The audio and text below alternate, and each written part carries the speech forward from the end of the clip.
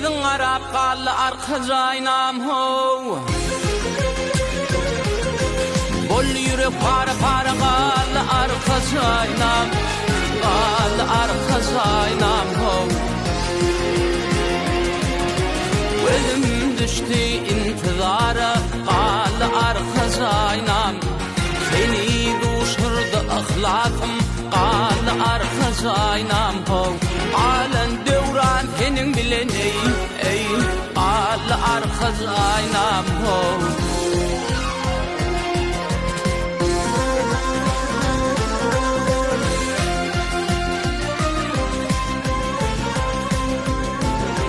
Lale varlı çöllerinde serhoş bolup yatali, yağlanıp menden duş bilen en çemeylip tutali. Güler yüzüme aşık bolup aşkadına vatanım. Men ağlamahan eyleyin qallı ata vatanım.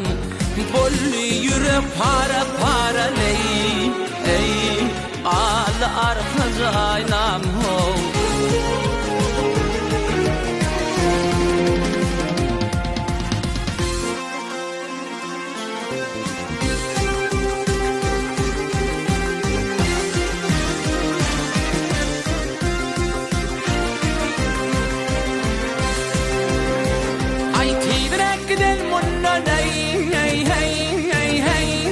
Düşman görmesin bizi,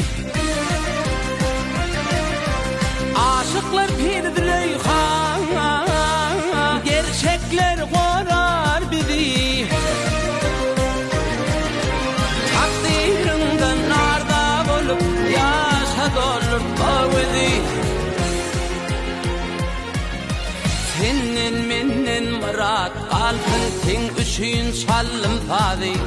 Hanım sana kurban bulsun ey qallı arkas aynam ho. Aşık sökvet söver yar aylanayın taşından. Heliler nutfu alır hilal kalım qaşından. Alyan aktifne dahan hüncü gövhür deyişinden. Yüreğime tağma oyun ey didelerde yaşından. Bollu yürek para para ey qallı arkas aynam ho. Bollu yürek para para ey qallı arkas aynam ho.